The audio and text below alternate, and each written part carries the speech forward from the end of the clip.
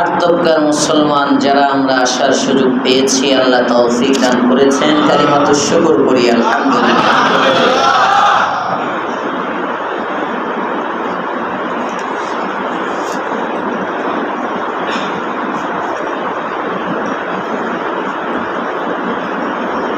বান্দা যা চায় আল্লাহ তাআলা তাকে তা দিয়ে দেন। মহিউদ্দিন ইবনুল আরবি আলাইহির রাহমা ওনার এক কিতাবের মধ্যে এক নুকতা লিখতেছেন। মহিউদ্দিন ইবনুল আরবি এক নুকতা বয়ান করতেছেন। হযরত ওমর ইবনুল খাত্তাব রাদিয়াল্লাহু তাআলা আনহু চেয়েছিলেন হাদিস সংকলন করবেন, হাদিস শাস্ত্রটা কিতাব আকারে লিখবেন, হাদিসগুলো রাসূলের, লিখতে পারেন নাই। পরবর্তীতে এই হাদিস সংকলন সর্বপ্রথম এটা বিভিন্ন জায়গা থেকে মুহাদ্দিসিনে কেরাম থেকে লিখিত হাদিস সংকলনটা শুরু হয় হযরতে ওমর ইবনে আব্দুল আজিজের জামানায়। হযরত ওমর ইবনে আব্দুল আজিজকে দ্বিতীয় ওমর বলা হয়, ওমরে সানি। ওমর ইবনুল খাত্তাব রাদিয়াল্লাহু তাআলা আনহুরই বংশের মানুষ ছিলেন, ওনার বংশের। আওয়াজ হইতেছে? এমনি আওয়াজ ঠিক আছে তো? আপনি নাড়া দিন না, আপনি নাড়া দিন। হযরত ওমর ইবনে আব্দুল আজিজ আর ওমর ইবনুল খাত্তাব রাদিয়াল্লাহু তাআলা আনহু একই বংশের মানুষ ছিলেন। মেয়ের দিক দিয়ে হযরতে আসিম রাদিয়াল্লাহু তাআলা আনহু ওনার সন্তান, ওদিক দিয়ে হযরতে ওমর ইবনে আব্দুল আজিজ ওমর ইবনুল খাত্তাবের নাতির ঘরের পুতি, মানে পুতির ছেলে, নিচের শব্দ নাতি। মেয়ের দিক দিয়ে যত নিচে যাইব সব নাতি। কথাটা এই জন্য বললাম, ওটা এক ইলমি আলোচনা, হাদিস সংকলন কিভাবে হলো ওটা আপনাদের দরকার নাই। আপনাদের যতটুকু দরকার সেটা হলো ওমর ইবনুল খাত্তাব রাদিয়াল্লাহু তাআলা আনহু চেয়েছিলেন হাদিস সংকলন করতে, কিন্তু উনি করে যাইতে পারেন নাই। ওনার দিলে তামান্না ছিল, ওনার বংশের কারো মাধ্যমে আল্লাহ তাআলা করাইছেন। এখান থেকে হযরতে মহিউদ্দিন ইবনুল আরবি আলাইহির রহমান নুকতা বয়ান করেন, কোন ব্যক্তি যদি কোনো নেক কাজের ইরাদা করে, কোন ব্যক্তি যদি কোনো নেক কাজের ইচ্ছা করে, নেক কাজের ইরাদা করে, তাহলে আল্লাহ পাক রব্বুল আলামিন তার মাধ্যমে ওই নেক কাজ পূর্ণ না হলেও তার বংশের কারো না কারো মাধ্যমে ওই কাজটা পূর্ণতায় পৌঁছায় দেয়। এটা হলো ইবনুল আরবির নুকতা। আমার উস্তাদে মুহতারাম বলতেছিলেন, বান্দা যেটা চায়, চাওয়ার মতো যদি চায়, আল্লাহ পাক রব্বুল আলামিন ওই বান্দার চাওয়াটা অবশ্যই পূর্ণ করে। চাওয়ার মতো যদি চায়। একটা উদাহরণ দিয়ে আলোচনায় যাই। হযরতে সালমান ফারসি রাদিয়াল্লাহু তাআলা সত্যের সন্ধানে হক চাইতেছিলেন, হক অন্বেষণ করতেছিলেন। বাবা মাজুসি অগ্নি পূজক, কিন্তু হযরতে সালমান ফারসি রাদিয়াল্লাহু তাআলা আনহু আগুনের পূজা করেন না। ওনার দিলের মধ্যে বলে এটা হক না, হক আরেকটা। এটা মানুষের স্বভাবে বোঝা যায়। এটাকেই বলা হয় ফিতরত। মানুষ অপরাধ করলেও বুঝে এটা ঠিক করতেছি না। অনেক সময় দিলে গাওয়াহ দেয়, দিলে সাক্ষ্য দেয়। আমার কাছে না, এটা কোন যাইব না বলে আবার আপনারা কি বুঝেন না বুঝেন, আমি তো সরল মনে ভালো করে বোঝানোর জন্য অনেক সময় সরলভাবে একটা বলে ফেলি, পরে আবার এটাতে অনেকে কিন্তু তালাশ করে। হ্যাঁ, কিন্তু তালাশ করলে যাবে না। আমার স্টাফ, আমাদের মধ্যে কোনো মনোমালিন্যতা নাই। এই যে খাদেম সাহেব, মুয়াজ্জিন সাহেব, আমি ওই বাহিরে ইমাম সাহেব বসে রয়েছে, আমারে বলছে কোমর ব্যথা হুজুর, বাইরে চেয়ারে বসি। আমাদের মধ্যে কোনো ইয়া নাই, আলহামদুলিল্লাহ।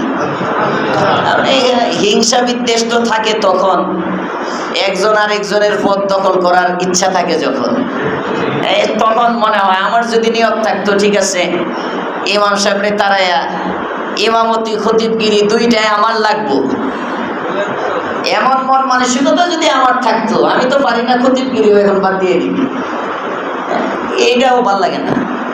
সামাজিক এই সমস্ত কাজ থেকে মাঝে মাঝে মন চায় একেবারে নীরব কোথাও গিয়ে বসে থাকতাম। যে হালত অবস্থা যা হইতেছে, মানুষ যেভাবে বদ্দিনের দিকে ছুটতেছে, মাঝে মাঝে মনে হয় এই যে ওয়াজ করি, মানুষের কানে তো আওয়াজ পৌঁছাইতে পারতেছি না, সিনার মধ্যে তো আগুন ধরাইতে পারতেছি না, আগুন তো জ্বলতেছে না। যদি আল্লাহ ধরেন কি করলি, এত বছর একটা জায়গায় রইলি একটা মেম্বরে, যদি ধরে ফেলে, এজন্য মাঝে মাঝে মন চায় মসজিদ বাদ দিয়ে দিই, শুধু মাদ্রাসায় পড়াই নিরিবিলি কোনো কাজ টাজ করি, ব্যাস নিজের আমল নিজের কাছে নিয়ে চলে গেলাম। উম্মতের ফাংশনে জড়ানো এটা মারাত্মক। আল্লাহ আমাদের সকলকে আল্লাহর জন্য কবুল করেন, বলেন আমিন। যেহেতু আমার ইমামতি দখল করার ইচ্ছা নাই, সুতরাং ওনার প্রতি আমার কোনো হিংসা নাই, আর ওনারও আমার পথ নেওয়ার ইচ্ছা নেই। এই মসজিদে ক্ষতি হইব এ ধরনের ইচ্ছা টিচ্ছা ওনার নাই, আর করলেও আমি যতদিন বাচ্চা আছি ততদিন লাভ নাই। এটা ইচ্ছা করবেও না, মজা করে বললাম আর কি, আর করলেও লাভ নাই। আমার সাথী ভাই, আমি তো আমরা একসাথে পড়ছি। তো বাহারহাল আমি যেটা বলতেছি, একদিন আমার রুমে গেছে ওমরায় যাওয়ার আগে, যে বলতেছে হুজুর আমার প্রতি যদি আপনার কোনো ইয়া থাকে, আমার মনে হয় আপনি আমার প্রতি একটু নারাজ। তো শুরুতে ভূমিকা দিয়ে যে আপনি আমারে আনছেন, আপনার দিলে কোনো কষ্ট লাগুক এটা আমি চাই না, যদি আমার প্রতি কোনো কিছু, আমি বললাম না আমার দিল তো সাফ, আমার প্রতি আপনার প্রতি আমার কিছু নাই। কয় না, মনে হয় কিছু আছে, মনে হয় কিছু আছে, এটার থেকে বললাম আর কি। আমার আসলে নাই, ওনারেও বলছি এখনো বলি, উনি যে মনে করলো এটা কিন্তু স্বভাব, ফিতরত। যদি কেউ কোনো কিছু করে বা সন্তান যদি বাবা যেটা চায় না এমন কিছু করে, তাহলে বাবা না বললেও সন্তানের মনে একটা কুসকুসানি থাকে, আমার বাবা না জানি কষ্ট হইতেছে। মুরিদে যদি কোনো কিছু করে, পিশাব না জানলেও, পিশাব কিছু না বললেও তার দিলের মধ্যে একটা গাওয়াহ দেয়, আমার শেখ না জানি কষ্ট হইতেছে। স্ত্রী যদি স্বামীর আড়ালে কোনো কিছু করে, স্বামী না জানলেও তার দিলে একটা গাওয়াহ দেয়, না জানি আমার স্বামী কষ্ট পায়। এটার নাম কি? ফিতরত। আমি ফিতরত বুঝি, স্বভাব। প্রত্যেক ব্যক্তির স্বভাবটাই একটা দলিল। এজন্য আল্লাহ রাসূল বলেন অপরাধ কোনটা? সাহাবী জিজ্ঞেস করে ইয়া রাসূলুল্লাহ গুনাহ কোনটা? ওয়াল ইসমু মা হাকা ফি সাদরিক, তোমার দিলের মধ্যে যেটা খটকা সৃষ্টি করে, দিলের মধ্যে যে কাজটা করতে গেলে বাধা সৃষ্টি হয়, বুঝো এটাই গুনাহ। সুবহানাল্লাহ বলবেন। সবাই বুঝে দিলের দাড়ি, দিল দিল। সালমানে ফার্সি আগুনের পূজক, অগ্নি পূজক বাবা, উনি গেছেন, তো ওনার দিল বলতেছে এটা মনে হয় ঠিক না, আমি এটা ভুল করতেছি, যদিও করতেছি, করে অনেক সময় অনেক কিছু করে। সুলতান মাহমুদ গজনবীর কিচ্ছা শুনাইছিলাম না, রমজানে 27-এ সুলতান মাহমুদ গজনবী যে চুরে বলে বাদশা তোমার সাথে আছে, ওই যে কুকুরে কথা বলতো, কুকুরের কথা বুঝতো, কুকুর বলে বাদশা তোমার সাথে আছে, তো সে শুনেও ঠিক থাকতে পারে না। অনেক সময় অনেকে বুঝে আমি এই পথে যে আগাইতেছি এটা ঠিক না, সাময়িক আমার লাভ হবে, সাময়িক মনে হবে আমি অনেক ইজ্জতওয়ালা হয়ে গেছি, সাময়িক আমার জয় জঙ্কার বোঝা যাবে, কিন্তু এটা ঠিক না, এটা দিল গাওয়া দেয়, এটা উচিত না। এভাবে চলা ঠিক হয় নাই, এটা করা ঠিক হয় নাই। অনেক সময় দিল সাক্ষ্য দেয়। সালমানে ফার্সি রাদিয়াল্লাহু তাআলা আনহু বাবার অগ্নি পূজক এনে যায়, কিন্তু তার দিল বলে এটা ঠিক না। সুবহানাল্লাহ। দিল বলতেছে, যে কারণে হযরতে সালমান ফার্সি বাবার এই আগুনের পূজা ঠিক মতো বাবাকে মানে না। আরেকবার বাবা বাধ্য হইয়া কেউ কেউ বলে, আর কেউ বলে উনি নিজে পলায়া চলে গেছেন এক খ্রিস্টানের কাছে। ওখানে গিয়ে বলতেছেন, হুজুর আমার মনে হয় আমার আব্বা যা করে এটা ভুল, আপনি আমাকে সঠিক পথের দিশা দেন। উনি কিছু কয়, আমার কাছে থাকো, আমল টামল করো না, ওনার এটাও ভালো লাগে না। এভাবে মালিক বদলাইতে বদলাইতে লাস্ট একজনের কাছে আসছে। উনি বলছেন, শোনো, এক কাজ করো, তুমি যে সত্য খুঁজতেছো, তোমার দিলে যে সত্যের সন্ধান করতেছে, তোমার দিল যা চাইতেছে, এটা এখনো পৃথিবীতে আসে নাই, খুব শীঘ্রই আসবে। আখিরি জামানার পয়গম্বর আসার সময় হয়ে গেছে। ওই নবীর নিদর্শন তিনটা: হাদিয়া নিবে, সদকা নিবে না, আর মাহনে নবুয়ত থাকবে। এমন ব্যক্তি যখনই আসবে, ওই ব্যক্তির কাছে তুমি হাতে হাত দিয়া বায়াত হইয়া কালিমা পড়ে মুসলমান হয়ে যাইবা, তুমি যে জিনিস খুঁজতেছো এটা পেয়ে যাইবা। হযরতে সালমান ফার্সি এবার তালাশ করতেছে। তালাশ করে মালিক যখন মারা গেছে, একদিকে হাঁটা শুরু করছে। বংশধর মানুষের সন্তান ছিল, চেহারা ছবিও সুন্দর ছিল, চেহারার মধ্যে আভিজাত্যের ভাব ছিল, ছোঁয়া ছিল। অনেক সময় হয় না দেখতে রাজপুত্র, আসলে বাবা এত টাকা পয়সা নাই। অনেক সময় কয়, আল্লাহ আমার ঘরের মধ্যে একটা রাজপুত্র দিচ্ছে, দেখতে তো মনে হয় খুব। সালমান ফার্সি দেখতে খুব সুন্দর ছিলেন। রাস্তা দিয়ে যখন হেঁটে যাইতেছেন, ওনাকে গোলাম বানায় একজনে ধরে নিয়ে গেছে, এরপরে গোলাম হিসাবে বিক্রি করে দিছে। পাচার চক্র, এই যে জামানায় যেমন আছে, পাচারকারী পাচার করে দেয়, এইভাবে বিক্রি করে দিচ্ছে। এক মুহাদ্দিস লিখতেছেন, 22 জন মালিক চেঞ্জ হয়েছে। কয়জন?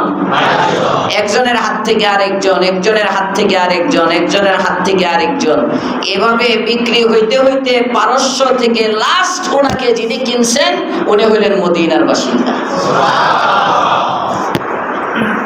বুঝতেছেন কিছু? তলব তলব, হকের তলব যদি থাকে আল্লাহ কেমনে দেয়, এটা বুঝাইতেছি আমি। এই কিচ্ছা আগেও বয়ান করছি, তো আজকের এই শিক্ষাটা নতুন দিতেছি। এক একটা ঘটনা এক এক দিকে শিক্ষা থাকে। হযরতে সালমান ফার্সি 22 জন চেঞ্জ করে মদিনায় গেলেন। ওখানে উনি গোলামি করতেছেন, বাগানের মধ্যে চাকরি করেন। একদিন খেজুর গাছে উঠছেন, আগে খবর পাইছেন মক্কা একজন ব্যক্তি আসছে। উনি নবী দাবি করছে। সালমান ফার্সি অপেক্ষায় আছেন, কিভাবে মক্কায় যাবেন চিন্তা করতেছেন, আর মনে মনে দোয়া করে, আমারে যদি কেউ বিক্রি করে দিত, মক্কায় চলে যেতাম, মক্কার কেউ যদি আমাকে কিনে নিত, এমন একটা ভাব। হঠাৎ একদিন ওনার বাগানের মধ্যে খেজুর গাছে উঠে, ওই যে খেজুর গাছ ইয়া করে না মাঝে মাঝে, এটার কি বলে, চাষে টাষে সাঁচাই করে করে পরিষ্কার করতে হয় তো খেজুর গাছের, হ্যাঁ, গাছে উঠে খেজুর গাছ পরিষ্কার করে।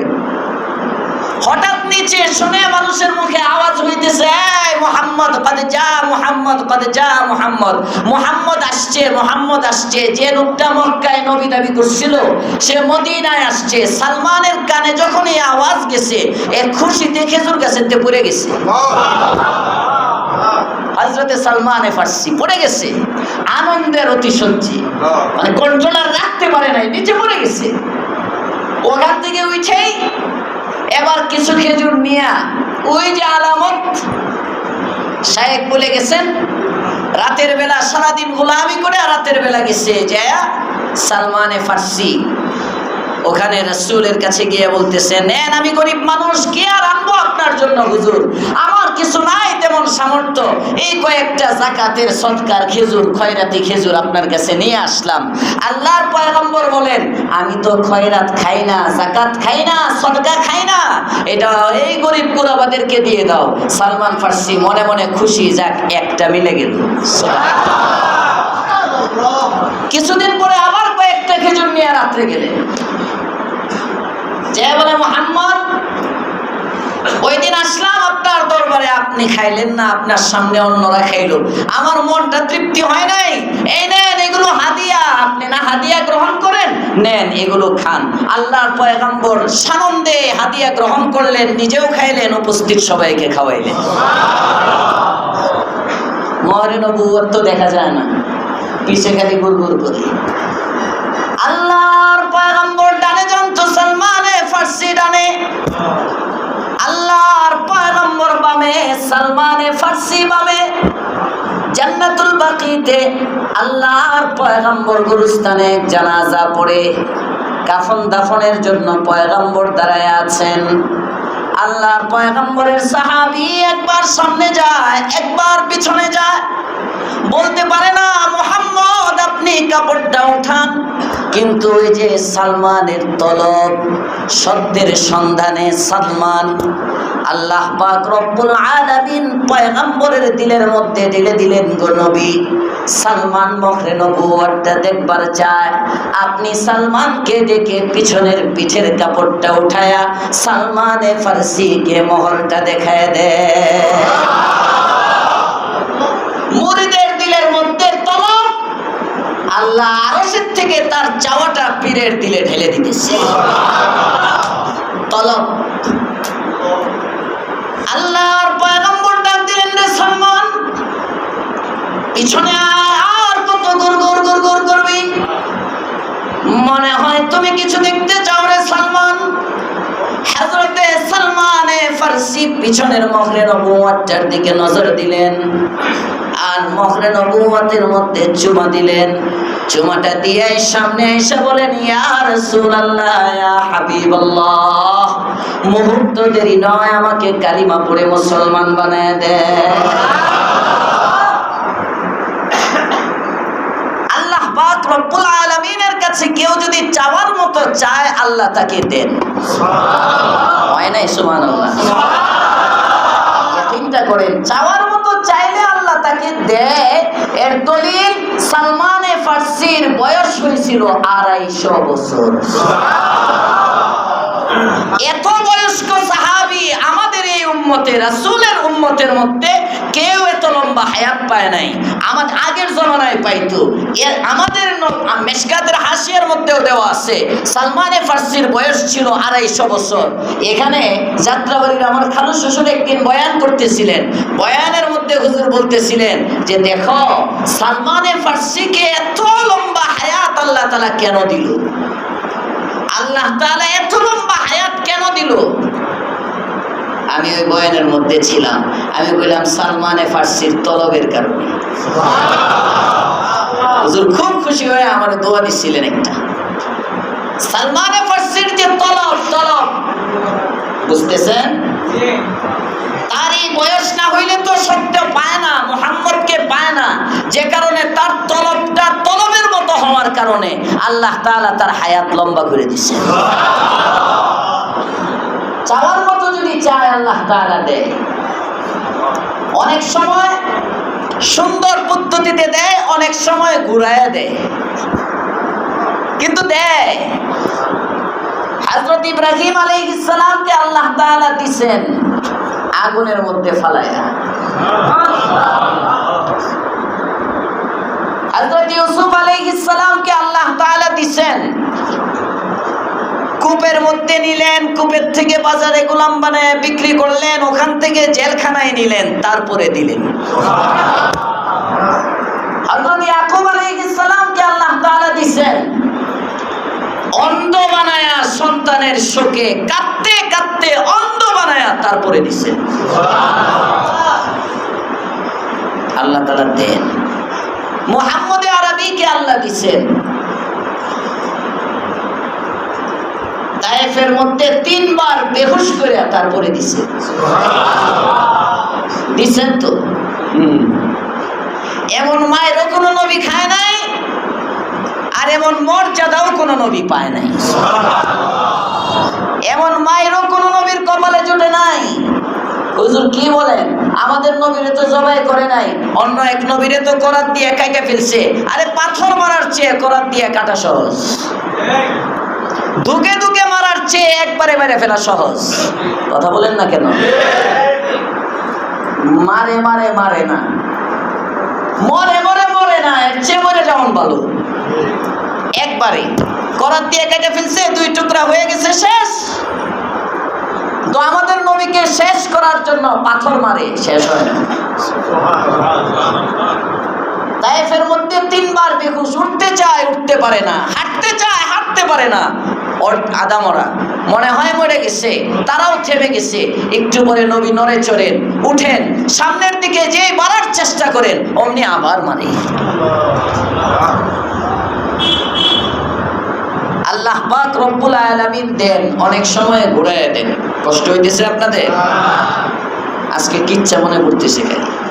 হযরত ইব্রাহিম ইবনে আদহাম রাহিমাহুল্লাহ বলখের বাদশা ছিলেন। ইব্রাহিম ইবনে আদহাম বলখের বাদশা, 7টা দেশের বাদশা ছিলেন, বিশাল রাষ্ট্রের বাদশা। আল্লাহ রুজি ছিলেন, বুজুর্গ ছিলেন। ওনার কিচ্ছা আপনাদেরকে অনেকগুলো শোনাইছি, আপনারা জানেন। আজকে নতুন একটা কিচ্ছা শুনুন। ইব্রাহিম ইবনে আদহাম চলে গেছেন জঙ্গলের মধ্যে ইবাদত করে। ওখানে হযরত ইব্রাহিম ইবনে আদহাম রাদিয়াল্লাহু তাআলা রাহিমাহুল্লাহ ইবাদত করতেছেন। এক পুলিশ রাস্তা হারিয়ে ফেলছে। রাস্তা হারিয়ে, ওই জামানার পুলিশ আর কি, এই জামানার পুলিশের মতো না। ওই জামানার যেভাবে পাহারাদারি করতো পুলিশ, পুলিশ তো চালু হয়েছে হযরত ওমর ইবনে খাত্তাবের জামানার থেকে। ওই জামানার পুলিশ পাহারাদারি করে, এই রাস্তা হারায় ফেলছে। খুঁজতে খুঁজতে এক জঙ্গলের মধ্যে ঢুকে গেছে। ঢোকার পরে দেখে এখানে কেউ না, এক ব্যক্তি, মগ্ন এক ব্যক্তি, চোখ বন্ধ করে ইবাদত বন্দেগী করতেছে। গিয়া লাঠি দিয়ে এর খুঁচা দিছে। খুঁচা দিয়ে জিজ্ঞেস করে, এখানে কোথাও বসতি আছে? বসতি, মানুষের বসতি আছে আশপাশে কোথাও? হযরত ইব্রাহিম ইবনে আদহাম বলেন, হ্যাঁ আছে তো। কই? ওই যে দেওয়ালটা দেখতেছেন, দেয়াল দেখা যায়, এই দেয়ালটার ওই পারেই যে দেখেন অনেক মানুষ, এখানে মানুষের বসতি। লোকটা গেছে খুশি মনে মনে, এই যে আবাদি পেয়ে গেছে, ওখানে গিয়ে ঠিকানা জিজ্ঞেস করলেই পাবো। দেয়ালে গেছে, দেয়ালের ওই পারে গিয়ে দেখে এটা গোরস্থান। সুবহানাল্লাহ কইবেন? কবরস্থান। রাত আসছে। আচ্ছা ভাই, বেটা মোল্লা, কাঠ মোল্লা, দেড় মোল্লা, গালি যা দেওয়ার দেয় না? দেয় না? এটি গালি না, এটি রহমত। এক একটা গালি যে কি রহমত। দেখবেন কয় মোল্লার দৌড় মসজিদ পর্যন্ত। অনেক সময় আরে মোল্লায় কি বুঝে, মোল্লার দৌড় মসজিদ পর্যন্ত। আরে হুজুররার কাম খালি মসজিদ আর মাদ্রাসা, হুজুররার কাম খালি মসজিদ আর মাদ্রাসা। কাওমি মাদ্রাসার মৌলবীদের কাম খালি মসজিদ মাদ্রাসা, মসজিদ মাদ্রাসা ছাড়া এরা কি বুঝে? এই কথাটা যারা দুনিয়ায় বলে, এরা যদি কিয়ামতের দিনও এই কথাটা বলে দেয়, তাহলে হুজুরদের আর কিচ্ছু লাগবে না, বিনা হিসাবে জান্নাতে চলে যাবে। কত বড় সাক্ষী, চিন্তা করছেন আপনি? এটা কত বড় সাক্ষী যারা দুনিয়ায় কয় আরে হুজুররা কি বুঝে, মসজিদ মাদ্রাসা ছাড়া কিচ্ছু বুঝে না। এরা যদি কিয়ামতের দিনও আমগরে এমনি কইতো হুজুররা কিছু, আল্লাহরে কইতাম, আল্লাহ দেখো এই মানুষগুলো কইতেছে আমরা নাকি মসজিদ মাদ্রাসা ছাড়া কিচ্ছু বুঝি নাই, তো মসজিদ মাদ্রাসাটাই খালি বুঝছি। এতগুলো মানুষ সাক্ষী দেয়, আল্লাহকে বলতো তাড়াতাড়ি জান্নাতে যাবে না, দুনিয়া তো বুঝতেই না। আল্লাহ আমাদের সকলকে বুঝার তৌফিক দেন, বলেন আমিন। কথা বুঝে না সবাই।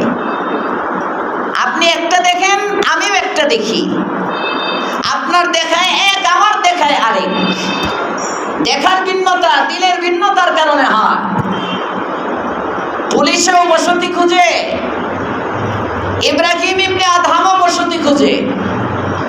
ইব্রাহিম ইবনে আদহাম দেখেন আসলে তো বস্তি মাটির নিচে, ঠিক না বেঠি? ওইটাই তো বস্তি, ওইটাই তো বস্তি। যারা জাগ্রত তারা জাগনা না, যারা মরলো তারাই জাগলো। যে মারা গেল সেই জাগ্রত হইল, আর যারা জাগ্রত তারা ঘুমন্ত, তারা ঘুমন্ত। এজন্যই তো গুনাহ থেকে বাঁচতে পারি না। তো চোখ যখন বন্ধ হয় বাহ্যিক ভাবে মনে হয় বন্ধ হয়ে গেছে, না, ওই যে খুলে ওইটাই প্রকৃত খোলা, ওইটাই প্রকৃত জীবন, ওইটাই আবাদি, ওইটাই বসতি। আল্লাহর ইব্রাহিম ইবনে আদহাম বলেন দেয়ালের ওই পাশে যাও, ওখানে আবাদি আছে, বসতি আছে, মানুষের বসবাস দেখা যায় ওখানে। পুলিশ ব্যক্তিটার তো দিলের চক্ষু নাই, অন্তর চক্ষু নাই, সে গিয়ে দেখে এখানে কোনো বসতি নাই, কবরস্থান, গোরস্থান। যা ইব্রাহিম ইবনে আদহামকে এবার মাইর দিতে শুরু করছে, লাঠি দিয়ে বাইরে হইতেছে। ইব্রাহিম ইবনে আদহাম কিচ্ছু বলে না, ধৈর্য ধরে, তুই আমারে ভুল রাস্তা দেখাই দিলি, খামখেয়ালি করস, ফাইজলামি করস। মারতেছে, মারতে মারতে মারতে মারতে আরেকবার লাঠির একটা আঘাত গিয়া কপালের কোণার মধ্যে লাগছে, রক্ত বের হয়ে গেছে, চেহারা রক্তাক্ত হয়ে গেছে। ইব্রাহিম ইবনে আদহাম কয় আলহামদুলিল্লাহ। উপস্থিত পুলিশটার জায়গার মধ্যে দাঁড়িয়ে গেল, বুঝতে পারলো লোকটা কোনো সাধারণ লোক নয়। এবার পুলিশ গিয়ে লোকটার পায়ে পড়লো, হুজুর, মায়ের খাওয়ার পরে জীবনে কাউরে আলহামদুলিল্লাহ বলতে শুনি নাই, এতক্ষণ পর্যন্ত আপনাকে বেত্রাঘাত করলাম, আপনার শরীরের মধ্যে আঘাত করার পরে মারতে মারতে আপনাকে রক্তাক্ত করে ফেললাম, একটু প্রতিশোধ নিলেন না, আর আলহামদুলিল্লাহ বলতেছেন, তার কারণটা কি? আমার জীবনের 3টা চাওয়া আল্লাহ তাআলা আজকে পূরণ করে দিয়েছে। 3 চাওয়া। মানুষের চাওয়া পূরণ হয় যদি চাওয়ার মতো চায়। ওয়াজ মনে আছে তো? চাওয়ার মতো যদি চায়, চাওয়াটা যদি ভালো হয়, অনেক সময় সুরত খারাপ হয় কিন্তু চাওয়া পূরণ হয়। সুবহানাল্লাহ। আল্লাহর ইব্রাহিম ইবনে আদহামকে পুলিশ জিজ্ঞেস করে, আপনার চাওয়া কি?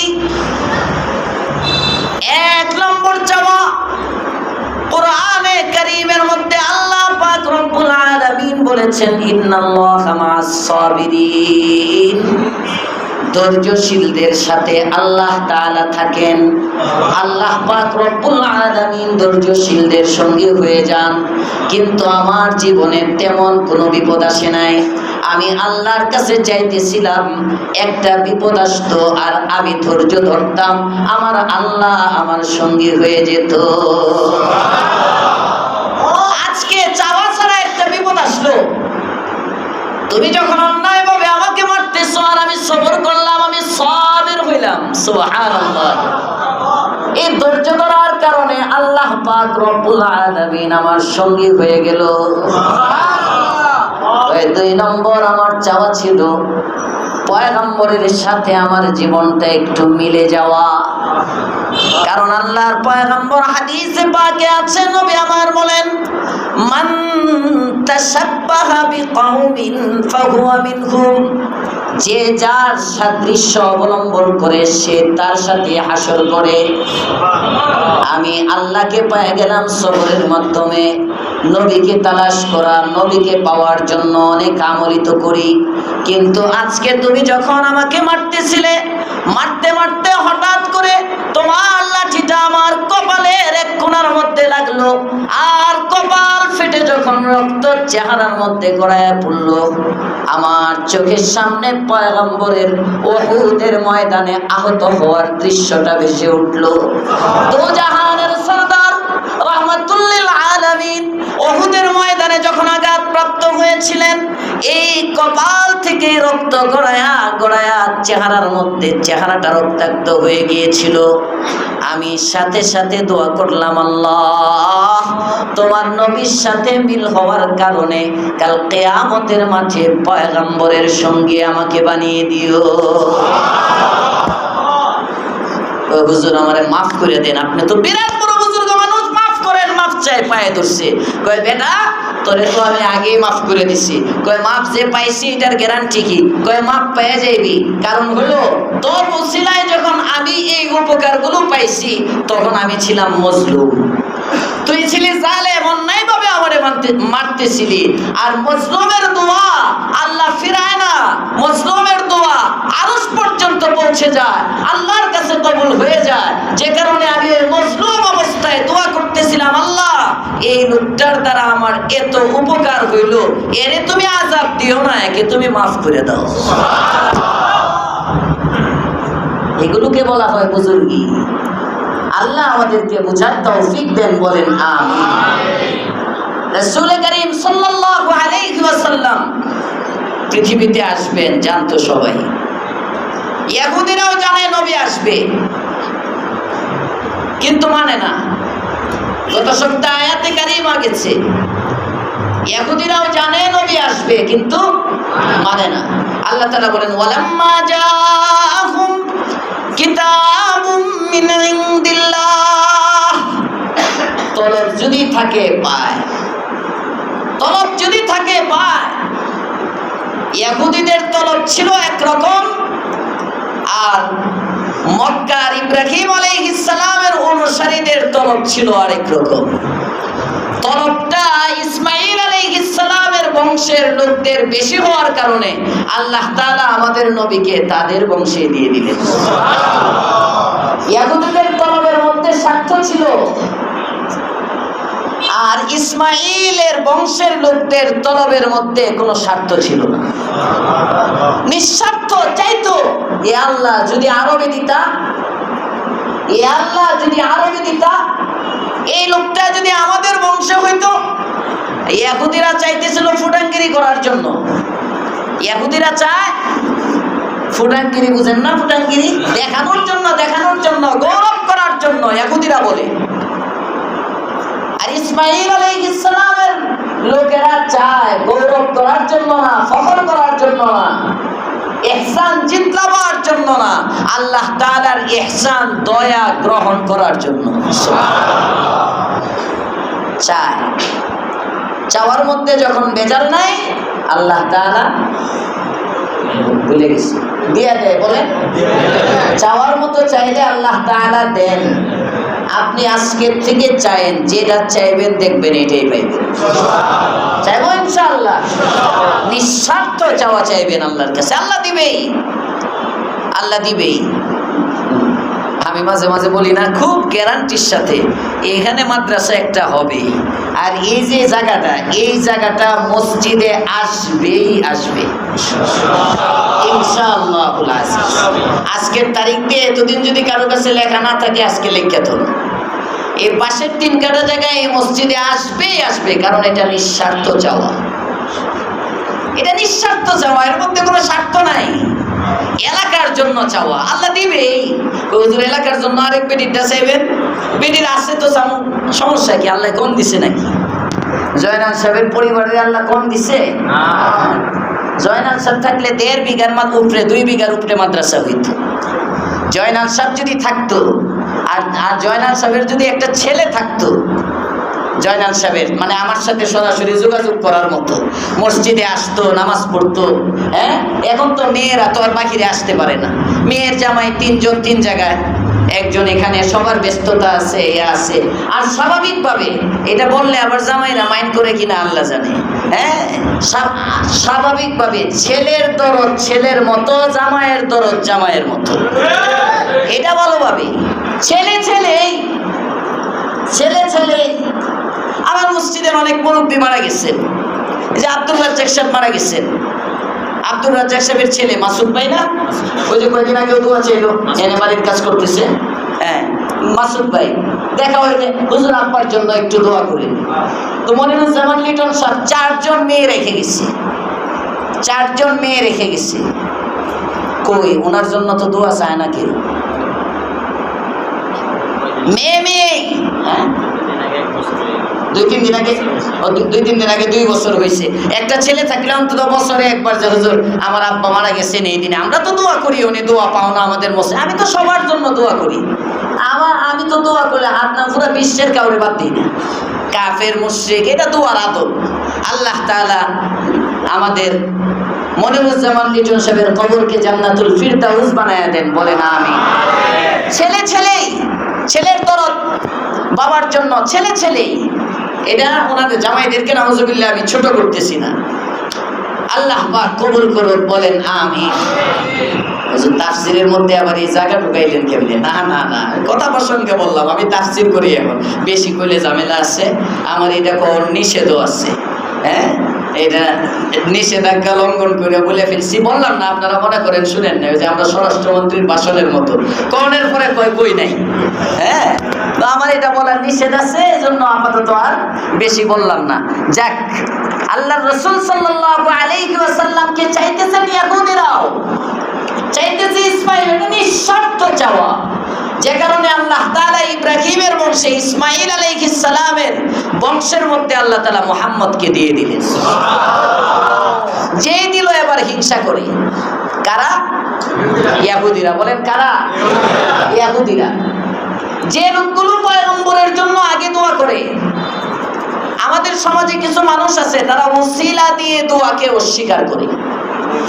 আমরা যে বলি আল্লাহ নবীর উসিলায় আমাদেরকে মাফ করে দাও, ইয়া আল্লাহ আব্দুল কাদের জিলানীর উসিলায় আমাদেরকে মাফ করে দাও, ইয়া আল্লাহ আমার নামাজের উসিলায় গুনাহগুলো মাফ করে দাও। এই যে ইবাদত আমালের উসিলা দিয়ে আমরা আল্লাহর কাছে দোয়া করি, আমাদের সমাজে কিছু বন্ধু আছেন ওনারা এটাকে শিরিক বলে, এটাকে ওনারা অস্বীকার করে।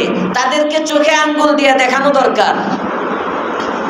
এই যে এই আয়াত সূরা বাকারার 89 নম্বর আয়াতের মধ্যে আল্লাহর রাসূল সাল্লাল্লাহু আলাইহি ওয়াসাল্লাম তখনও আসেন নাই, আসার আগেই নবীর উসিলা দিয়ে তারা আল্লাহর কাছে দোয়া করতেছে। উসিলা দিয়ে দোয়া জায়েজ না না জায়েজ? আসলে তারা দুইটা জিনিসের মধ্যে পার্থক্য করতে পারে না। একটা হলো উসিলায় চাওয়া, আরেকটা হলো তার কাছে চাওয়া, দুইটা দুই জিনিস। এখানে একজন আল্লাহর ওলির কবর আছে, আমি যে বললাম ইয়া আল্লাহ এই বুজুর্গ যে এখানে শুয়ে আছেন, এই বুজুর্গের উসিলায় তুমি আমারে মাফ করে দাও, একটা। আরেকটা হলো সরাসরি বাবা আইসি, বাবা গুনার বোঝা মাথায় নিয়া হাজির হইলাম দরবারে, এই যে বাবা তোমার দরবারে আসলাম, কেমন করে তোমার গোলাম রে তুমি না তারায় ছাড়বা, তাড়াতাড়ি মাফ করে দাও। সরাসরি কার কাছে? বাবার কাছে। বলে না কার কাছে? জায়েজ না না জায়েজ? এই দুইটার মধ্যে তারা পার্থক্য করতে পারে না। ওলির উসিলায় চাওয়া যায়, বুজুর্গদের উসিলায় চাওয়া যায়, আমাদের উসিলায় চাওয়া যায়। চাবো কার কাছে? ওমরায় গেছেন, ওমরায় গিয়ে নবীর রওজা যখন জিয়ারত করবেন তখন বলবেন ইয়া আল্লাহ তোমার এই নবীর উসিলায় তোমার কাছে চাইতেছি। সুবহানাল্লাহ। তোমার এই নবীর উসিলায়, অথবা সরাসরি নবীরে বলবেন আ নবী, ইয়া আইয়ুহান নবী, নবী গো আপনার মাধ্যমে আমি আল্লাহ তাআলার নিকট এটা চাইতেছি। নবীর কাছে না, নবীর উসিলায়। জায়েজ না না জায়েজ? এই আয়াত থেকে এটাও বুঝে আসে উসিলা দিয়ে দোয়া করা জায়েজ।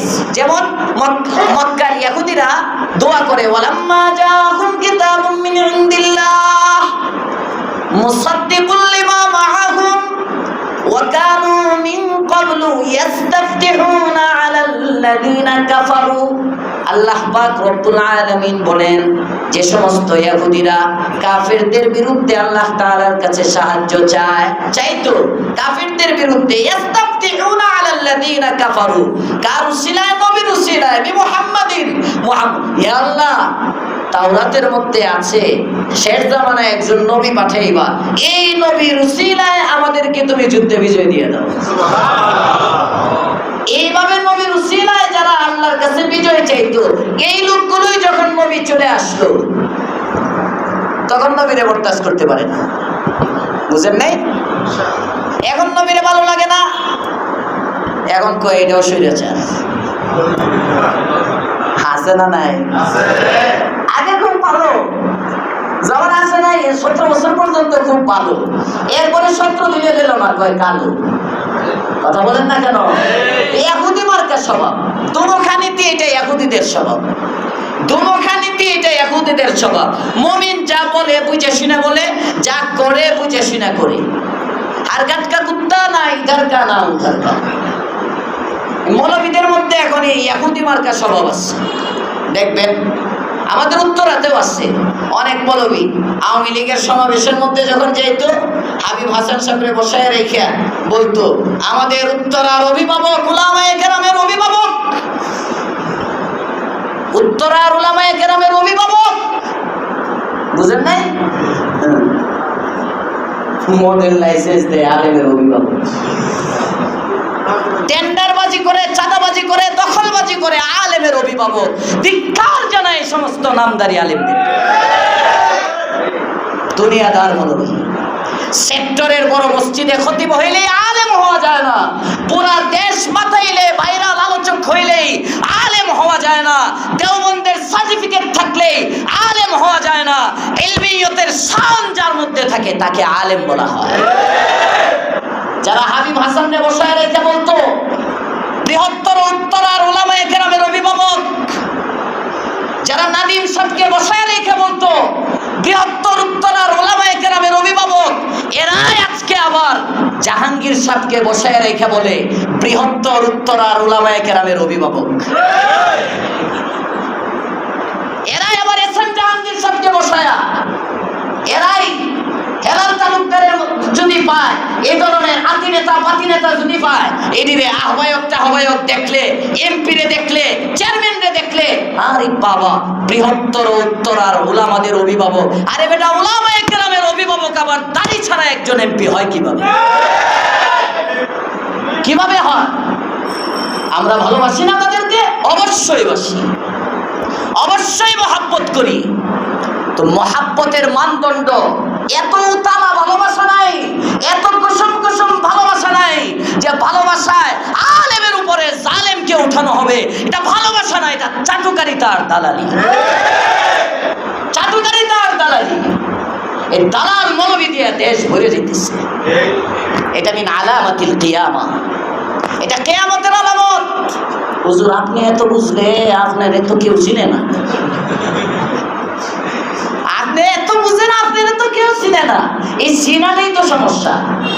আমার কেউ চিনা দরকার নাই, এই চিনার জন্যই তো এত কিছু পল্টিবাজি। আগে যারা আওয়ামী লীগের সময় দালালি করত, এখন বিএনপি ক্ষমতায় আসছে, আবার বিএনপি ওলারে অভিভাবক বানায় দিতেছে। এদের মাদ্রাসাগুলো তাড়াতাড়ি বিল্ডিং হয়ে যায়। বিশাল বিশাল বিল্ডিং। আরে বাবারে, খয়রাত করতে করতে জান শেষ। মাদ্রাসা দেড়তলা করতারি না। হ্যাঁ, আর এর দুমায়া হয়, কারণ অভাব নেই তো। আল্লাহ হকের সাথে মৃত্যু পর্যন্ত সবাইকে লাগাইয়া দেন, বলে না আমি। কি হবে? একটু চাটুকারিতা কইরা 2 লাখ টাকা আসবে, 5 লাখ টাকা আসবে, 15-20 লক্ষ টাকা আসবে মাদ্রাসা। এই ফাফেক ফুজ্জারদের টাকার জন্য তুমি তোমার ইলমিয়তের শানকে বিক্রি করে দিলা। পদের লোভে একটা ইলমিয়তের শান, তোমার যে পদ আল্লাহ তাআলা দিছিলেন, তুমি যদি আলেমের মতো হও, তু নেকি হে ইস জাহাं में मुंह छुपाने के लिए, তোকে দুনিয়া ভর কে সুতো কো জাগানে কে लिए। তুমি তো এই পৃথিবীতে মুখ আড়াল করে রাখার জন্য আসো নাই। তোমার ইলমিয়তের শান তো এমন শান, তোকে দুনিয়া ভর কে সুতো কো জাগানে কে लिए। পুরো পৃথিবীর ঘুমন্ত মানুষকে জাগানোর জিম্মাদারি তোমার। পুরো পৃথিবী তোমার। তুমি যদি হও আমার। আল্লাহ আমাদেরকে বুঝার তৌফিক দেন, বলেন আমিন। মুহতারাম হাজিরিন, এজন্য আলেম চিনবেন। ইহুদি, এই ইহুদি মার্কা স্বভাব এখন মৌলবীর মধ্যে। কারণ কি? স্বার্থ। কারণ কি? সবাই কয় না, আরো জোরে স্বার্থ। হ্যাঁ, এটাই সবক তাফসীর। তাফসিরে ওয়া কানু মিন ক্বাবলু ইস্তাফতিহুনা আলাল্লাযীনা কাফারু ফালাম্মা জাআহুম, যখন চলে আসলো নবী, মা আরাফু, যে নবী সম্পর্কে তারা জানতো, যখন চলে আসলো, কাফারু বিহি, তারা অস্বীকার করলো। আগে তারা জানতো, এখন মানলো না। অস্বীকার করা মানে কি? অমান্য করা। জানতো না। এই আয়াত থেকে 2 নম্বর আরেক শিক্ষা পাইলাম আমরা, জানার নাম ঈমান না, মানার নাম ঈমান। ঠিক বললাম না? ঠিক বললাম? জানার নাম ঈমান না, মানার নাম ঈমান। হ্যাঁ, এটা আয়াতের শিক্ষা, মনে রাখেন। শিক্ষাগুলো আপনারা বাড়িতে নিয়ে যাবেন। জানার নাম ঈমান না। তারা জানতো, কিন্তু আল্লাহ বলতেছেন ফালাম্মা জাআহুম, যখন তাদের নিকট আসলো, মা, ওই ব্যক্তি, আরাফু, যাকে তারা চিনতো, যার সম্পর্কে তারা জানতো, কিন্তু যখন আসে বলল কাফারু বিহি, তাকে তারা অস্বীকার করলো, মানে মানলো না। বিচার মানি এই জাতীয় বিচার মানে ফালাম্মা জাআহুম মা আরাফু কাফারু বিহি, আল্লাহ তাআলা বলেন ফালানাতুল্লাহি আলাল কাফিরিন, এই সমস্ত কাফিরদের উপর আল্লাহর অভিশাপ, লানত, নাউযুবিল্লাহি। পরের আয়াতে আল্লাহ বলতেছেন বিসামাস্তারু বিহি আনফুসাকুম, কষ্ট হচ্ছে আপনাদের, আইয়াকফুরু বিমা আনজালাল্লাহ বাগয়ান আন ইউনাজ্জিলাল্লাহু মিন ফাদলিহি আলা মান ইয়াশাউ মিন ইবাদিহি। 56তে বসছি, 1 ঘন্টা হয় না, আমি করে দেখতেছি। বিসামাস্তারু বিহি আনফুসাকুম, তারা যে জিনিসটা বিক্রি করলো, তাদের এই লেনদেনটা কতই না খারাপ। সেটা কি? আইয়াকফুরু বিমা আনজালাল্লাহ, আল্লাহ যা অবতীর্ণ করলেন এটাকে তারা অস্বীকার করলো। কেন? কয় বাগিয়ান হাসাদান, হিংসার কারণে। এখান থেকে আমরা শিক্ষা পাইলাম, হিংসা এমন একটা জিনিস, হিংসার কারণে মানুষ সত্য গ্রহণ করতে বাধাগ্রস্ত হয়। হিংসার কারণে, এজন্য সত্য গ্রহণ করতে পারে না। হিংসা এমন একটা জিনিস, একজন ভালো করতেছে, এই ভালোটারে স্বীকৃতি দিবে না। কেন বলে না? কেন? হিংসা। বিরোধী দলের মধ্যে যদি হিংসা থাকে, তাহলে সরকারি দলের ভালোটারেও খারাপ বলবে। আজকে বলেন যে সরকারি দলের মধ্যে যদি হিংসা থাকে, বিরোধী দলের ভালোটারেও খারাপ বলবে। হিংসা চোখের মধ্যে এক পর্দা লাগায় দেয়। হিংসার কারণে গুণটাকেও দুশ্মনে হয়। হিংসার কারণে গুণটাকেও কি মনে হয়? আপনার প্রশংসা করলেও আপনি তার সাথে যদি হিংসা থাকে, মনে করবেন আপনার বদনাম করতেছে। হিংসা এমন, ইহুদীদের মনের মধ্যে হিংসা ছিল, বাগিয়ান আই হাসাদান। এই হিংসার কারণে আল্লাহ তাআলা তার উপর, আল্লাহর পছন্দনীয় বান্দার উপর যা অবতীর্ণ করলেন, এটাকে তারা অস্বীকার করে। এই অস্বীকার করার কারণে আল্লাহ বলেন ফাবাউ বিগাযাবিন আলা গাযাব, এক আল্লাহ তাআলার এক রোশানলের শিকার তারা হলো কুফরির কারণে, আরেক রোশানলের শিকার হলো হিংসার কারণে। কুফরির কারণে এক রাগ আল্লাহ তাআলা তাদের উপর, আর হিংসার কারণে আরেক রাগ। এখন ডবল গুসা তাদের উপর। সুতরাং ওয়ালিল কাফিরিনা আযাবুম মুহিন, আল্লাহ বলেন যারা কাফের তাদের জন্য আছে লাঞ্ছনাদায়ক, অপমানজনক শাস্তি। আযাবুম মুহিন দ্বারা ইঙ্গিত করলেন আল্লাহ তাআলা জাহান্নামের শাস্তি শুধু কাফেরকেই দেন। কথা বলে না? মুসলমানদের জন্য শাস্তি আছে না নাই? দেখবেন কোরআনে কারিমে মুসলমানদের জন্য শাস্তির জায়গায় আযাবে মুহিন নাই। মুসলমানদের জন্য যেখানে শাস্তির আলোচনা, ওখানে আযাবুম মুহিন নাই, লাঞ্ছনাদায়ক শাস্তি নাই। এখানে মুফাসসিরিনে কেরাম লেখেন, মুসলমানদেরকে আল্লাহ তাআলা যে শাস্তিটা দেন, ওই শাস্তিটা হলো তাতহীরের জন্য, পবিত্র করার জন্য। মুসলমানকে আল্লাহ যে শাস্তি দেয়, অনেক সময় দেখবেন অলংকার আদি এগুলো ওই গরম ইয়ার মধ্যে দেয়, দিলে ময়লা দূর হয়ে যায়। ওই যে স্বর্ণের ইয়াতে নিকেল করে, যে নিকেল করা না কি করা বলে, হ্যাঁ, ওই যে আবার ময়লা হয়ে গেলে মাঝে মাঝে ধোয়াইতে নেয় না, ওই একবার ধোয়ানোর পরে দেখি গরম গরম লাগে। পরে জিজ্ঞেস করছি, এটা একটু গরম ইয়ার মধ্যে দিতে হয়। হ্যাঁ, ওইটা কেন দিচ্ছে? পরিষ্কার করার জন্য, পরিষ্কার করার জন্য ময়লা। আবার অনেক সময় আগুনে দেয় একেবারে গালায় ফেলার জন্য, আছে না নাই? একদম অলংকারের অস্তিত্বই থাকে না। তো কাফেরদের শাস্তিটা দুই কারণে। কাফেরদেরকে আল্লাহ তাআলা শাস্তি দেন, একটা হলো শাস্তি দিবেন শাস্তি হিসাবে, আর একটা হলো যন্ত্রণা দেয় লাঞ্ছনার জন্য। এদের শাস্তি দেন আল্লাহ অপমান করার জন্য, আর মুসলমানদেরকে আল্লাহ তাআলা শাস্তি দেন অপমানের জন্য না, সাময়িক গান্দিগিগুলো থেকে পবিত্র করে জান্নাতের নিয়ামত দেওয়ার জন্য। ওয়ালিল কাফিরিনা আযাবুম মুহিন।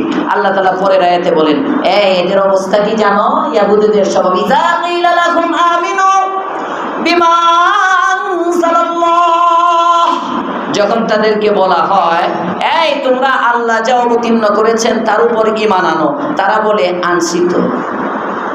ক্বালু, তারা বলে নুমিনু বিমা উনজিলা আলাইনা, আমাদের উপর যা অবতীর্ণ হয় এটা মানি। ওয়া ইয়াকফুরুনা বিমা ওয়ারাআ, বাস্তবে তারা মানে না, তাদের পিছনে মানে আংশিক মানে, আংশিক মানে না। যেগুলো পক্ষে যায় মানে, যেগুলো বিপক্ষে যায় মানে না। জুলাই সনদের লোকে লাগেন না, লাগেন না কিন্তু সাবধান, ঝামেলা আছে, ঝামেলা। হ্যাঁ, এই জন্য লাগেন না। কি মনে করছেন ডরাইতেছে না হুজুর? কি ডরাইতেছে? বুঝেন ভালো করে, যেগুলো পক্ষে আসে মানবো। সব দলের একই হালত, খালি বিএনপির না। এনসিপি ওনারা যেটা চাইতেছে এটাও তাদের নিরাপত্তার জন্য, দেশের জন্য না। যদি আওয়ামী লীগ আয়ে যাতে মাইন না খাইবার পারে, কারণ আইলে তো একজনেরও ছাড় নাই। কোন দেশ দরদি নাই, উদয় বুকাস ফাও। দেশ দরদি হবে কিভাবে? দেশ দরদি হওয়ার জন্য আল্লাহ দরদি রসুল দরদি না হইলে দেশ দরদি হওয়া যাবে না। এটা একদম খাঁটি কথা, একেবারে খাঁটি কথা। নামাজের খবর নাই, রোজার খবর নাই, আমলের খবর নাই, এরা দেশের খবর নেবে আর জনগণের খবর নেবে। আল্লাহ আমাদেরকে সঠিক রত্ন চিনার তৌফিক দাও, বলেন আমিন। তো আমরা চিনবো না, আমরা চিনবো না, বলেও ভোট দেবে না, সরমনাই বলেও ভোট দেবে না হেফাজতের মৌলানাদেরকে। হ্যাঁ, কারণ তারা তো নারীদেরকে সাংবাদিক হিসাবে আনবে না। হ্যাঁ, মডার্নেট ইসলাম যদি হয়, এক মঞ্চের মধ্যে যদি থাকে শাইখুল হাদিস ইবনে শাইখুল হাদিস, মাশাআল্লাহ, পাশে দুই তিনজন পরে মহিলাও আসে। হ্যাঁ, ইসলামের স্বার্থে, ইসলাম প্রচারের জন্য কিছু ছবি তো তোলাই যায়, সব জায়েজ করে লাইতেছে মৌলবী। ওই যে বললাম পদ পদবীর লোভ, পদ পদবীর লোভ, এটা যদি আসে অনেক যোগ্য ব্যক্তিকেও নষ্ট করে দিতে পারে, অনেক যোগ্য ব্যক্তিকে। এই জন্য এই ক্ষেত্রে ধন্যবাদ জানানো দরকার সর্বনার বিশ্বাসদেরকে। আল্লাহ ওনাদের হায়াত বাড়ায় দেখ, বলেন আমিন। এখানে আমার সর্বনায় নিয়োগ হয়েছে নতুন, হ্যাঁ হ্যাঁ, রুকন হয়েছে, সর্বনার তো রুকন না, রুকন তো জামাতের।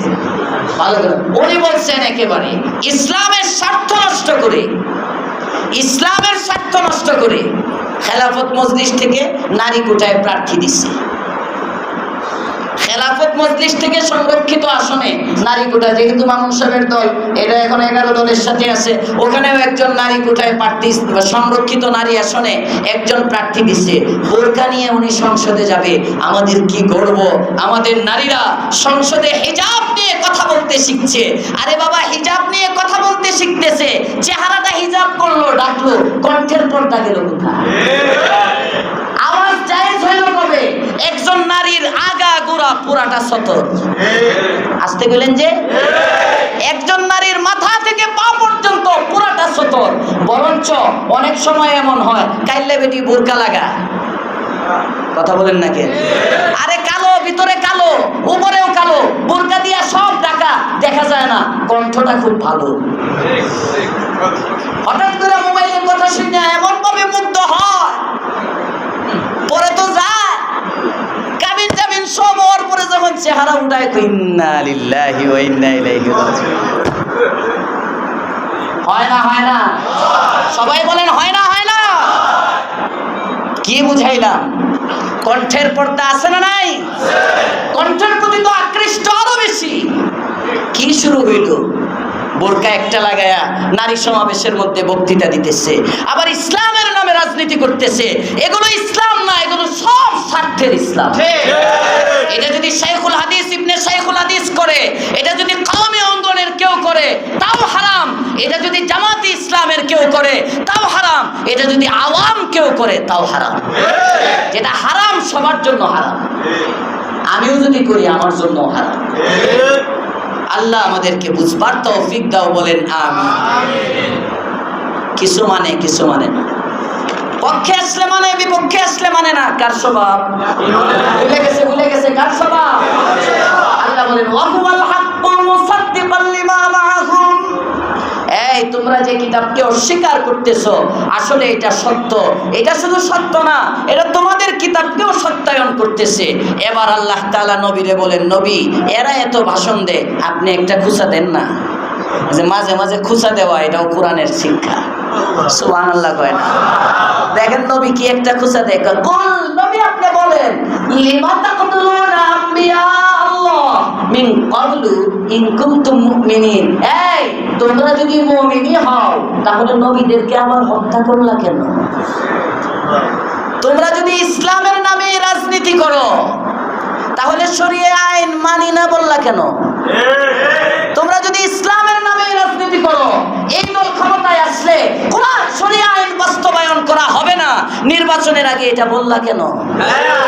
কথা বলেন না কেন? লিমা তাকতুলুনা আম্বিয়া আল্লাহি মিন ক্বাবল ইন কুনতুম মুমিনিন। যদি তোমরা মুমিনই হও, নবীদেরকে হত্যা করলা কেন? মুমিন তো নবী মারতে পারে না, নবী তো শরীয়ত আইনের বাহিরে কোনো কিছু করতে পারে না। কথা বলেন না কেন? শরীয়ত আইনের বাহিরে কিছু করতে পারে না। মুমিনের শরীয়ত আগে।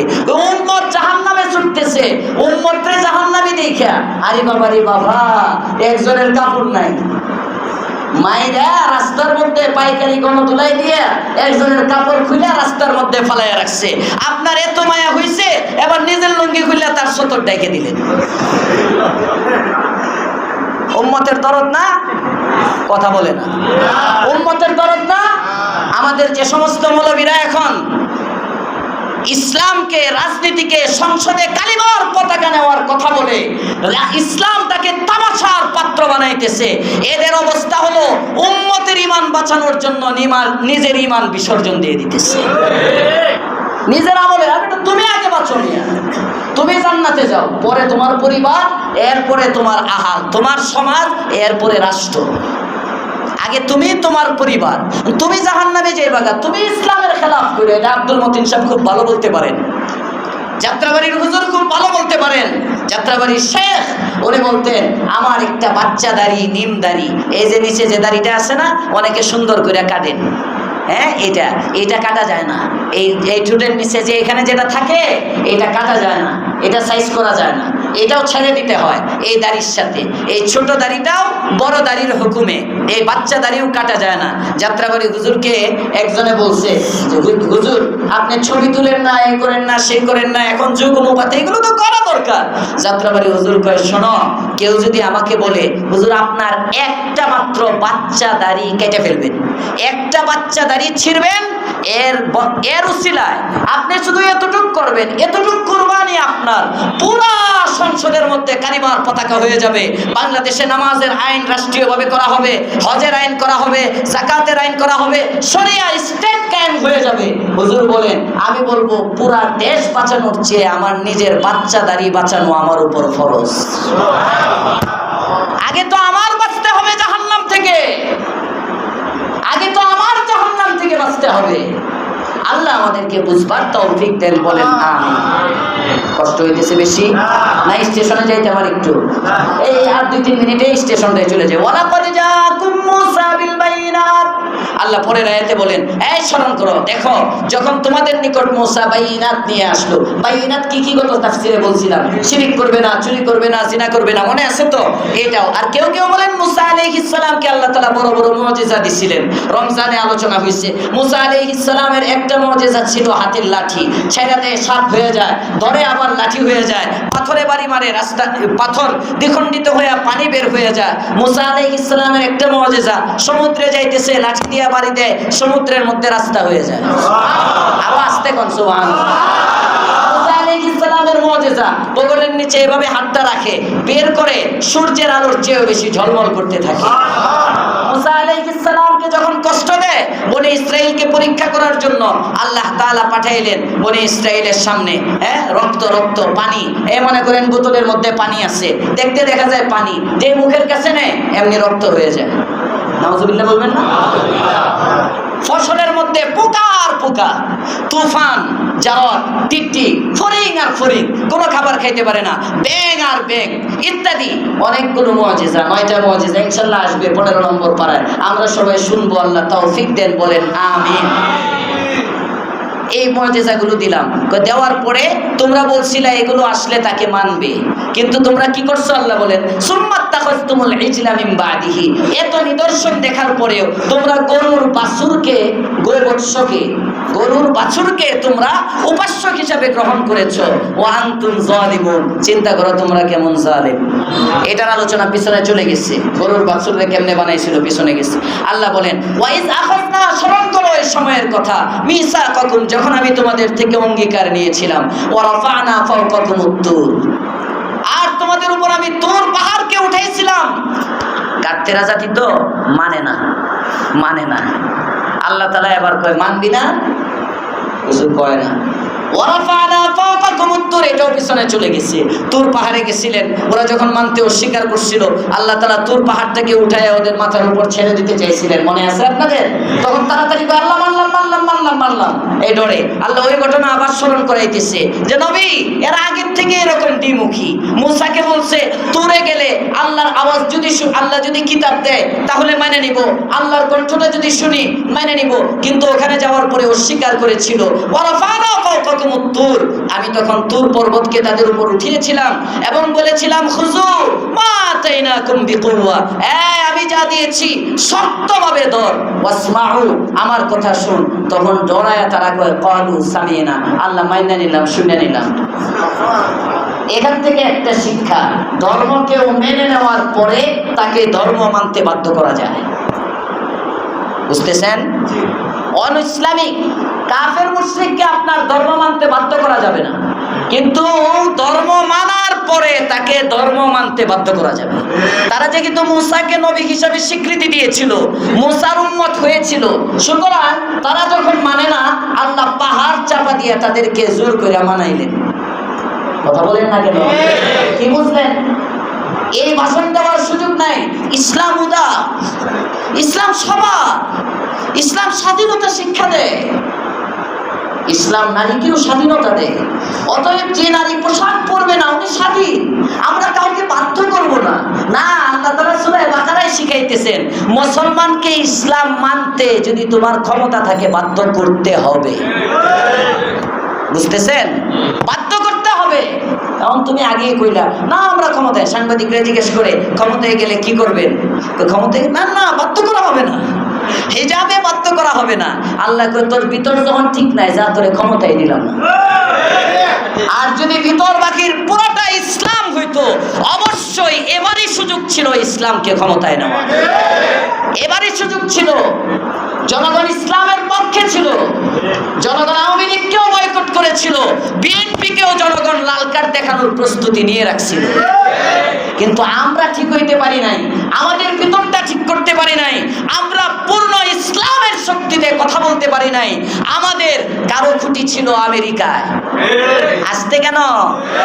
কারো খুঁটি ছিল দিল্লিতে, কারোটা আমেরিকায়। বিদেশে খুঁটি থাকার কারণে ওই যুগটা পাই নাই। বিদেশিদেরকে খুশি করার জন্য দেশ নির্ভর না হইয়া পরনির্ভর হওয়ার কারণে আসন ৭৭টা, আর না হলে বিএনপি ২১৯টা ২০টা কয়টা পাইছে, জামাতি ইসলাম ২৫০ উপরে পাইয়া যেত। যদি শুধু ইসলাম স্বচ্ছভাবে পরিপূর্ণ ইসলামকে নিয়ে আগে বাড়ত। আল্লাহ আমাদেরকে ইসলাম নিয়ে আগে বাড়ার তৌফিক দান করুন। মুহতারাম হাজিরিন, আল্লাহ পাক রব্বুল আলামিন এই আয়াতে আরেক শিক্ষা দিলেন, মুসলমানের জন্য মানতে বাধ্য না অবাধ্য? বাধ্য, মনে রাখবেন, মানতে বাধ্য। ক্বালু সামি'না ওয়া আসাইনা, তারা বলল আমরা মানলাম, পরে আবার কয় আমরা নাফরমান, অবাধ্যতা করলাম। এখন মুফাসসিরিনে কেরাম বলেন দুইটা একসাথে বললে তো গজব পড়ার কথা, কয় না, উপরে বলছে সামি'না আর ভিতরে কয় আসাইনা। কাদের স্বভাব? কাদের স্বভাব? ইহুদিদের স্বভাব। দেখছেন বর্তমানের সাথে কেমনে মিলে যেতেছে, একদম পুরো মিলে যেতেছে। এটা শাহ ওয়ালিউল্লাহ মুহাদ্দিস দেহলভী রাহমাতুল্লাহ আলাইহি আল ফাউজুল কবির ফি উসুলিত তাফসীরের মধ্যে লিখছেন। আল ফাউজুল কবির ফি উসুলিত তাফসীর 9 বছর ধরে এই কিতাব আলহামদুলিল্লাহ আমি পড়াইতেছি। উসুলে তাফসীরের ছোট্ট একটা কিতাব শাহ ওয়ালিউল্লাহ মুহাদ্দিস দেহলভী লিখছেন ফার্সি ভাষায়। সাইদ আহমদ পালনপুরি নাওয়ারাল্লাহু মারকাদা এটাকে আরবি করছেন। হযরত উবাইদুল্লাহ সিন্দি বলেন, আমি তাফসীরের রুহুল মাআনি পড়েছি, জামিয়া কুরতুবী, ইমামে কুরতুবী রাহমাতুল্লাহ আলাইহি আল জামি' লি আহকামিল কুরআন যেটা তাফসীরে কুরতুবী পড়েছি, আল্লামা বাগাবীর মাআলিমুত তানজিল পড়েছি, ইমামে রাজি তাফসীরে কবির 32 খণ্ডের কিতাব পড়েছি, কিন্তু আমার তাফসীর আসে না। আমি কোরআনের তাফসীর তেমনটা বুঝি না। আমি যখন খুঁজতেছিলাম কোরআন কিভাবে আমি বুঝবো, উবাইদুল্লাহ সিন্দি বলেন, ইন্ডিয়ার এক কুতুবখানার মধ্যে ফার্সি ভাষা শাহ ওয়ালিউল্লাহ মুহাদ্দিস দেহলভী রাহমাতুল্লাহ আলাইহির লেখা ছোট্ট একটা কিতাব পেয়ে গেলাম। এই কিতাবটা যখন পড়া শুরু করলাম, এই কিতাবের কিছু অংশ পড়ার পরে আমার মনে হলো আমার তাফসীর আসা শুরু হয়েছে। ছোট্ট একটা কিতাব উসুলে তাফসীর পুরাটা ভরা। ওখানে শাহ ওয়ালিউল্লাহ মুহাদ্দিস দেহলভী রাহমাতুল্লাহ আলাইহি আনছেন, শুরুতেই রাসূলের জামানায় 4টা গুমরা ফিরকা ছিল। একটা হলো মুশরিক, একটা হলো মুনাফিক, একটা হলো ইয়াহুদ, একটা হলো নাসারা। শাহ ওয়ালিউল্লাহ মুহাদ্দিস দেহলভী লেখেন, কিয়ামত পর্যন্ত যত গুমরা ভ্রান্ত দল আসবে ইসলামের নামে আর ইসলামের বাহিরে, এই সব ভ্রান্ত দলগুলো এই 4 দলের কোনো একটার মধ্যে ঢুকবে। কোনোটা ইহুদিদের ভিতরে যাবে, কোনোটা মুশরিকের মধ্যে যাবে, কোনোটা মুনাফিকের মধ্যে যাবে, আর কোনোটা খ্রিস্টানের মধ্যে যাবে। আজকের গুলো ইহুদিদের সাথে মিলতেছে, ইহুদিদের স্বভাবের সাথে মিলতেছে। সুতরাং শাহ ওয়ালিউল্লাহ মুহাদ্দিস দেহলভী বলেন, এই জামানায় যদি ইহুদি দেখতে চাও এদেরকে দেখো, তাহলে এই জামানার ইহুদি রাসূলের জামানার তারা, আর এরা হইল এরা। আল্লাহ আমাদেরকে বুঝার তৌফিক দেন, বলেন আমিন। মুহতারাম হাজিরিন, আল্লাহ পাক রব্বুল আলামিন 93 নম্বর আয়াতে বলতেছেন, ওয়া উসলিবু ফি কুলুবিহিমুল ইজলা বিকুফরিহিম। তারা মানে মুখে বলে সামি'না, মনে মনে বলে আসাইনা, নাফরমানি করলাম। ওয়া উসলিবু ফি কুলুবিহিমুল ইজলা বিকুফরিহিম। তাদের অন্তরের মধ্যে কুফরের কারণে গবৎসের প্রেম বসে গিয়েছিল, একেবারে মিশে গিয়েছিল। উসরিবু, কোন নবী আপনি বলেন, বিসামা ইয়ামুরুকুম বিহি ঈমানুকুম ইন কুনতুম মুমিনিন। আসলেই যদি তোমরা মুমিন হও, তোমাদের ঈমান তোমাদেরকে যে আদেশ করে তা কতই না খারাপ। আসলেই যদি তোমরা কোরআন প্রেমিক হও, তোমাদের চলন তো বোঝা যায় না। আসলে যদি তোমরা নবী প্রেমিক হও, তোমাদের চলনে তো বোঝা যায় না। কথা বলেন ঠিক না বেঠিক? এখানে কেমন যেন বলতেছে, বল বিসামায়া মুরুকুম বিহি ঈমানুকুম। তোমাদের ঈমান যেটা তোমাদেরকে করাইলো, তোমাদের ঈমানের দ্বারা তোমরা নবীকে হত্যা করলা, তোমাদের ঈমানের দ্বারা নবীকে তোমরা মিথ্যাবাদী সাব্যস্ত করলা, তোমাদের ঈমানের দ্বারা তোমরা আখির জামানার পয়গম্বরকে অস্বীকার করলা, তোমাদের ঈমানের দ্বারা তোমরা মূর্তি পূজার মতো গরুর বাছুরের পূজা শুরু করলা। এই যদি হয় তোমাদের ঈমানের নিদর্শন, ঠিক এমন ঈমান এটা কতই না নিকৃষ্ট। কথা বলেন ঠিক না বেঠিক? কুল বিসামা ইয়ামুরুকুম বিহি ঈমানুকুম ইন কুনতুম মুমিনিন। এগুলো নবী চ্যালেঞ্জ করতেছেন তাদেরকে, মানে বুঝাইতেছেন আসলে তোমরা কি না, মুমিন না। যদি তোমরা মুমিন হইতা নবী মারতা না। যদি তোমরা মুমিন হইতা তাহলে তোমাদের ঈমান কোরআনকে বিশ্বাস করতে বলতো। কথা বলেন ঠিক না বেঠিক? আসলে তোমরা মুমিন না।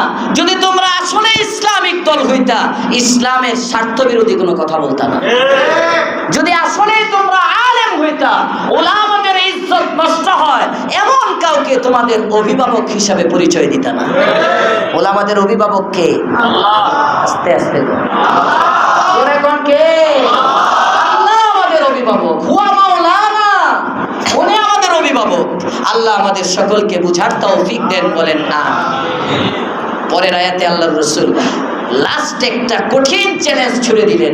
এরপরেও যখন ইহুদিরা বলে না আমরা মুমিনই, আমরা মুমিন, তুমি বুঝতে ভুল করতেছো, এবার নবী বলেন আচ্ছা তোমরা মুমিন যে, তাহলে মুমিনের জন্য তো জান্নাত। কয় হ্যাঁ জান্নাত তো আমাদের জন্যই, মরবো আর ডাইরেক্ট জান্নাতে যাব, মরবো আর ডাইরেক্ট জান্নাতে যাব।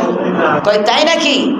আল্লাহ রাসূল এবার তাদেরকে বলে, আল্লাহ কয় কুল, নবী আপনি বলেন, ইন কানাত লাকুমুদ দারুল আখিরা, পরজগতের বাড়িটা যদি তোমাদের জন্যই হয়, দার মানে বাড়ি, আখিরাত অর্থাৎ জান্নাতের বাড়িটা যদি তোমাদের জন্যই হয়, আল্লাহর কাছে যে ঘরটা আছে পরজগতে, এটা যদি তোমাদের জন্যই হয়, খালিসাতান, একেবারে তোমরা যেমন বলতেছো জান্নাত তো আমাদেরই, জান্নাত তো আমাদেরই, যেভাবে তোমরা বলতেছো ইসলামের টেন্ডার তো তোমরাই নিয়ে নিছো, খালিসাতাম মিন দুনিন নাস, অন্য কোনো মানুষের জান্নাত নাই, জান্নাত শুধু তোমাদেরই। তাহলে লাস্ট একটা চ্যালেঞ্জ করি, আসো ফাতামান্নাউল মাউতা, আল্লাহর কাছে মৃত্যু চাও, ইন কুনতুম সাদিকিন, যদি তোমরা তোমাদের দাবিতে সত্যবাদী হও, তাহলে আল্লাহকে বলো আল্লাহ আমারে মৃত্যু দাও, এতটুক বলো, এতটুক যদি বলো, মৃত্যু যদি কামনা করো, তাহলে বুঝবো তোমরা সত্যবাদী। তারা মৃত্যু কামনা করলো কিনা এই জবাব নিয়ে ইনশাআল্লাহ আগামী সপ্তাহে দেখা হবে। ঠিক আছে তো ইনশাআল্লাহ, কষ্ট দিয়ে দিছি বেশি।